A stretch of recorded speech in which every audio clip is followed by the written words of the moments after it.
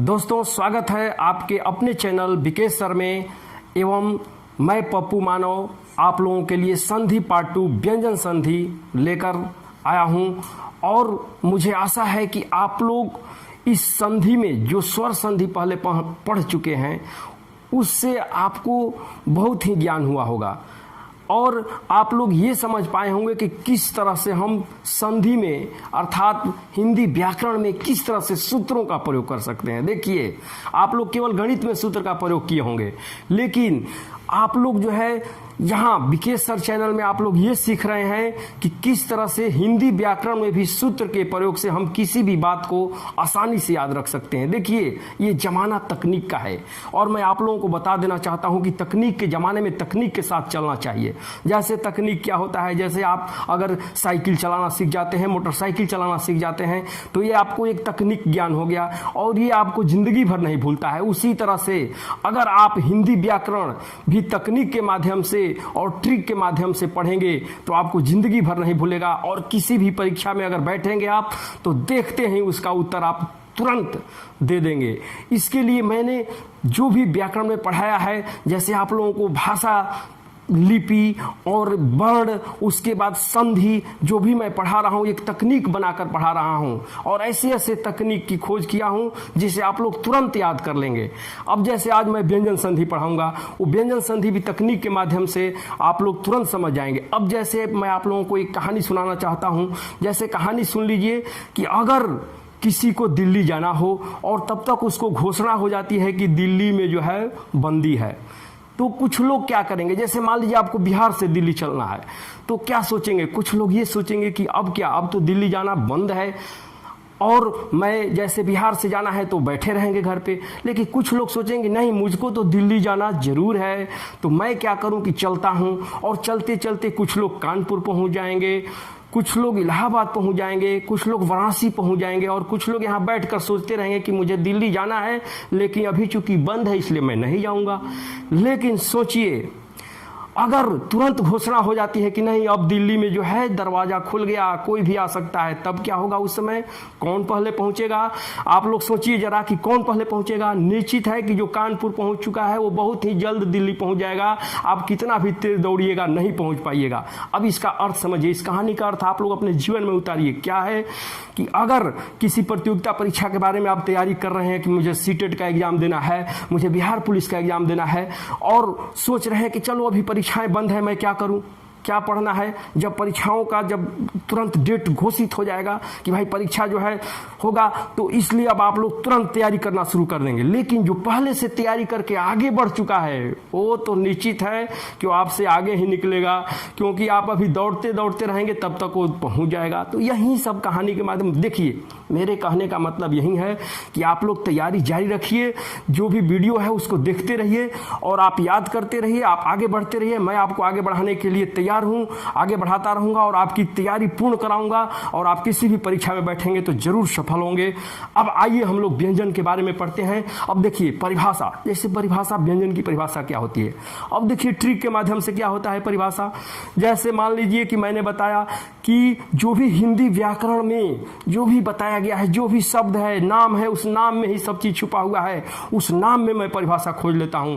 जैसे अगर मान लीजिए स्वर वर्ण की परिभाषा देना है तो स्वर के साथ सबसे पहले शुरू में स्वर वर्ण की परिभाषा है तो स्वर बोलेंगे। स्वर के साथ स्वर के मेल से जो विकार उत्पन्न होता है उसे स्वर संधि कहते हैं। और व्यंजन संधि में आप क्या कहेंगे? व्यंजन के साथ स्वर अथवा व्यंजन के मेल से जो विकार उत्पन्न होता है उसे व्यंजन संधि कहते हैं। और विसर्ग के साथ स्वर अथवा व्यंजन के मेल से जो विकार उत्पन्न होता है उसे विसर्ग संधि कहते हैं। तो इस तरह से आपको आसानी से याद होगा कि जो भी परिभाषा हमको बोलना है, पहले उसमें अगर स्वर का बोलना है तो स्वर बोलेंगे, व्यंजन का बोलना है तो व्यंजन बोलेंगे, विसर्ग का बोलना है तो विसर्ग बोलना है। अब देखिए व्यंजन संधि में परिभाषा आप लोग समझ लिए। जैसे आप लोगों के आसानी के लिए मैंने लिख भी दिया है कि परिभाषा व्यंजन के साथ स्वर अथवा व्यंजन के मेल से जो विकार उत्पन्न होता है उसे व्यंजन संधि कहते हैं। जैसे अब देखिए उदाहरण में देखिएगा, ध्यान दीजिएगा क्या है उदाहरण में। दिग्गज, दिक धन गज, वांगमय वाकधनमय, अममय अपधनमय, संसार समधनसार। देखिए इसमें क्या हो रहा है, एक बात सोचिए, इसमें जो है वर्ण बदल रहा है, जैसे ग का क हो जा रहा है, अंग का क हो जा रहा है, म का प हो जा रहा है और अनुस्वार का म हो जा रहा है। तो ये सब बदल रहा है इसमें। तो व से व्यंजन और व से वर्ण बदलना। देखिए ये सूत्र, आप लोग भी सूत्रों को समझ सकते हैं, बहुत जल्दी समझ सकते हैं। आप भी पढ़िए तो जरूर प्रयोग कीजिए। देखिए जैसे जिन शब्दों के बीच आधा वर्ण एवं व्यंजन हो, जैसे इसका पहचान क्या होगा, कैसे आप जानेंगे कि ये व्यंजन संधि का उदाहरण है। तो जिसमें आधा वर्ण होगा और व्यंजन होगा, आप लोग जान जाइए कि वो व्यंजन वर्ण का है। जैसे देखिए अनुस्वार एवं हलंत का प्रयोग हो, ये भी अगर अनुस्वार और हलंत का प्रयोग होगा तो व्यंजन संधि का है। उसके बाद संधि विच्छेद में अगर वर्ण बदल जाता है, अगर संधि विच्छेद करते हैं और वर्ण बदल जाते हैं तो भी आप व्यंजन संधि का उदाहरण हैगा। उसके बाद 3 in 1 एवं 5 in 1। देखिए 3 in 1 एंड 5 in 1 क्या है, आपको मैं तुरंत बताऊंगा। और आप लोगों को, मुझे आशा है कि आप लोग इस सूत्र को प्रयोग से व्यंजन संधि का जितना भी संधि विच्छेद एकदम सटीक, एकदम सही जवाब देंगे आप लोग, मुझे पूरा विश्वास है। 3 in 1 5 in 1। उसके बाद अनुस्वार का म में बदलना, मैं इतना उदाहरण आपको दूंगा कि आपको इससे ज़्यादा कहीं नहीं मिलेगा। और आप लोगों की तैयारी एकदम मैं संपूर्ण कराऊंगा, विश्वास रखिए, आगे देखते रहिए। दोस्तों आइए अब हम लोग 3 in 1 के बारे में समझते हैं और बहुत ही आसान ढंग से समझते हैं। जैसे 3 in 1 है क्या, जैसे देखिए दिग्गज का संधि विच्छेद, मैंने आपको उदाहरण में भी समझाया था दिग्गज। इसमें जो है दिग्गज का हो गया दीक धन गज, अर्थात यहाँ देखिए ग का चेंज हो गया क में, अर्थात परिवर्तन हुआ। अब ये 3 in 1 कहाँ से शब्द आया सोच लीजिए। देखिए मैं कहाँ से खोज कर रहा हूँ आपके लिए। जब आप लोग किसी गाइड को खरीदते हैं उसमें लिखा रहता है 3 in 1 गाइड, 5 in 1 गाइड। इसका मतलब क्या होता है कि एक ही गाइड में 3 विषय दिया हुआ है, हिंदी संस्कृत विज्ञान, या एक ही गाइड में 5 विषय दिया हुआ है। तो इस तरह से मैंने उस पर सोचा कि 3 in 1 अर्थात 3 का चेंज 1 में हो जाएगा और आप लोगों को आसानी से याद भी हो जाएगा कि 3 in 1 होता है और एक 5 in 1 होता है, अर्थात 3 का 1 में। अब ये 3 1 क्या होता है इसको भी समझ लीजिए। जैसे कवर्ग होता है, कवर्ग में आप लोगों को समझ में आ रहा होगा, जब वर्ण चैप्टर में मैंने बताया है कि कवर्ग मतलब होता क्या है। अगर जो वर्ण चैप्टर नहीं पढ़े हैं आप लोग पढ़ लेंगे। देखिए कवर्ग मतलब क्या होता है, क ख ग घ एवं अंग, इसको हम लोग कवर्ग कहते हैं। और इस कवर्ग में क्या होता है, इसको अगर हम नंबरिंग करते हैं तो 1 2 3 4 5। अगर अंग्रेजी में देखेंगे तो ये 3 हुआ, ये 3 का 1 में परिवर्तित हो जाता है। अर्थात जब भी संधि करेंगे व्यंजन संधि में, व्यंजन मतलब वर्ण बदलना, तो वर्ण जरूर बदलेगा। क्या बदलेगा, तो 3 का 1 हो जाएगा, फिर 5 का 1 हो जाएगा। इसी को हम लोग 3 in 1 या 5 in 1। जैसे अब आते हैं चवर्ग में, च छ ज झ और य, इसमें भी य में देखिए क्या होता है, य में इसमें भी 1 2 3 4 5। अब इसमें 3 in 1 अर्थात अगर ज होगा तो च हो जाएगा, अगर य होगा तो भी च हो जाएगा। तो 3 in 1 और 5 in 1 आपको समझ में आ गया होगा कि जब भी हम विच्छेद करेंगे, जैसे यहाँ देखिए, अब उदाहरण से समझिए, इतना उदाहरण दिया हूँ कि आप लोग एकदम याद हो जाएगा। जैसे देखिए दिग्गज, दिक धन गज, ग का क में चेंज हो गया, दिग्भ्रम, यहाँ भी ग का क में हुआ। उसके बाद दिगंत, दिक धन अंत, इसमें भी जो है ग का क हो गया। उसके बाद दिगंबर, इसमें भी ग का क हो गया, दिगंबर, अर्थात ये कवर्ग वाला भी चल रहा है अभी। उसके बाद वागजाल, इसमें भी हो गया आपका ग का क। उसके बाद है दिग्दर्शन, इसमें भी ग का क, मैंने लिख भी दिया हूँ कि 3 in 1 रूल से हो रहा है, ये चेंज हो रहा है। उसके बाद वागीश, इसमें भी ग का क हो गया। अर्थात कई बच्चा सोचेगा कि भाई वागीश का संधि विच्छेद वो लिखेगा वाग प्लस ईस, तो ये आपका गलत हो जाएगा, क्योंकि व्यंजन संधि में वर्ण बदलेगा ही। कैसे बदलेगा, तो 3 in 1 और 5 in 1 से बदलेगा। और बहुत आसान से आप लोगों को समझ में आ रहा है। जैसे वागीश का वाक ध्वनि सब आप लोग तुरंत बोलने लगेंगे। जैसे देखिए ऋग्वेद ग है तो क हो जाएगा, ऋक धन वेद। उसके बाद दिग्विजय, इसमें भी ग है तो क हो जाएगा, दिक धन विजय। इसमें देखिए ग का क हो गया। जगदानंद, अब देखिए जगदानंद किस में आता है, तवर्ग में आता है। तो तवर्ग में द होता है तीसरा वर्ण, तो द का भी तो हो जाएगा, और जगत प्लस आनंद। उसके बाद संधि में मैं जरूर बताता हूं आप लोगों को कि जब भी संधि हम करेंगे तो दोनों तरफ का शब्दार्थ निकलना चाहिए, सार्थक शब्द होने चाहिए, तभी संधि सही है और विच्छेद सही है। जैसे जगत मतलब संसार, आनंद मतलब आनंद जानते ही हैं, तो ये है जगत धन आनंद। उस तरह से है आपको अजंत। अब देखिए अजंत का संधि विच्छेद अगर आ जाएगा तो क्या करेंगे, ये ज है चवर्ग में आता है। चवर्ग का मैंने उदाहरण समझाया है कि देखिए ज का च हो जाएगा। जब भी संधि विच्छेद करेंगे तो अच धनंत लिखेंगे। ये नहीं कि अज धनंत नहीं, ये आप लोगों को एकदम आसानी से समझ में आ रहा होगा। सदवाणी सत धनवाणी, ये द जो है तत्ध में आता है। याद हो गया? जरूर याद हो गया होगा, और नहीं याद हुआ है तो कोई बात नहीं है, इसको बार बार देखिए आपको तुरंत याद हो जाएगा। दोस्तों आइए अब 5 in 1 को समझते हैं बहुत ही आसान विधि से। जैसे देखिए वांग्मय, वांग्मय का क्या हुआ, वाक धनमय। मैंने पहले ही बता चुका हूं कि क ख ग घ अंग 1 2 3 4 5, और ये 5 in 1 अर्थात क हो जाएगा। देखिए जहाँ अंग है तो क हो गया। देखिए अंगों का क हो गया, वाक धनमय क्षण मार्ग। अब देखिए ये टवर्ग का आता है, तो टवर्ग में अड़ होता है 5वां और पहला होता है ट, अर्थात प्रथम वर्ण में आपको तुरंत आ जाना है। 3 in 1 में भी प्रथम वर्ण में और 5 in 1 में भी प्रथम वर्ण में। जैसे देखिए अड़ का हो गया सट धन मार्ग, उसके बाद उन्नति उत प्लस नति, अर्थात अब देखिए यहाँ क्या त क्यों हुआ, क्योंकि तवर्ग का आता है, तो तवर्ग में 5वां वर्ण न होता है और न का त हो जाएगा। जैसे देखिए यहाँ पर न का त हो गया। उन्नति का संधि विच्छेद अगर आएगा परीक्षा में तो क्या लिखेंगे, उत धन्नति, इसमें हलंत जरूर लगाना है, उत धन्नति। उसके बाद अम्मय, अब देखिए अम्मय कहाँ आ गया, पवर का आ गया। देखिए मैंने आपको लिए सब तरह के उदाहरण दिए हैं ताकि आप लोगों को एकदम आसानी से याद हो जाएगा। अब देखिए अम्मय अपधनमय, इसमें देखिए म का प हो गया। उसके बाद जगन्नाथ, इसमें जो है न है तो त हो जाएगा, अर्थात जगत प्लस नाथ। उसके बाद षणमास, इसमें भी ट हो गया, अड़ा का ट हो गया। षणमुख, इसमें भी ड़ का ट हो गया। षट धनमुख। उन्मत, इसमें भी न का त हो गया, उत धनमुख। उसके बाद तन्मय, इसमें भी न का त हो गया। उसके बाद चिन्मय, इसमें भी न का त हो गया। बहुत ही आसान ढंग से आप समझ गए कि 5 का 1 कैसे हो रहा है। और इस तरह से जब भी आपका किसी का भी संधि विच्छेद व्यंजन में आएगा तो आप लोग आसानी से कर लेंगे। और आगे अब आप लोगों को बताऊंगा कि मैं अनुस्वार जो है म में कैसे परिवर्तित होता है, और इस तरह से आपको बहुत ही आसानी से व्यंजन वर्ण, सारा जितना भी व्यंजन वर्ण के संधि है आसानी से याद हो जाएगा।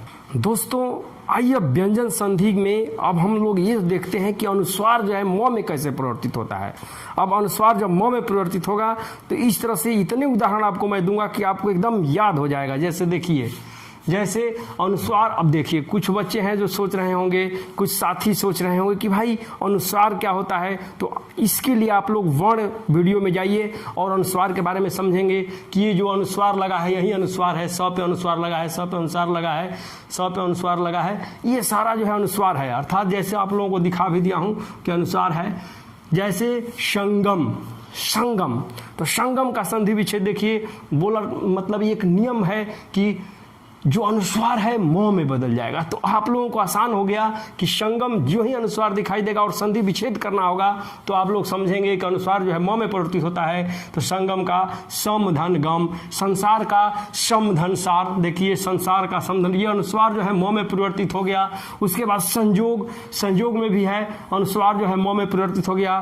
सम धन योग, संयोग। संस्कृत है, इसमें भी संस्कृत में जो अनुस्वार है ऊपर वो जो है म में परिवर्तित हो गया, और संस्कृत का संधि विच्छेद अगर होगा तो सम धन कृत। उसके बाद संघार, संघार में भी अनुस्वार जो है म में परिवर्तित होगा, अर्थात सम धन हार। उसके बाद संयोग, अब आप लोग अपने से ही बोल रहे होंगे कि संयोग का क्या होगा, सम धन योग होगा। देखिए इसमें भी अनुस्वार का म हो गया। उसके बाद संकलन में भी संकलन, सम धन कलन।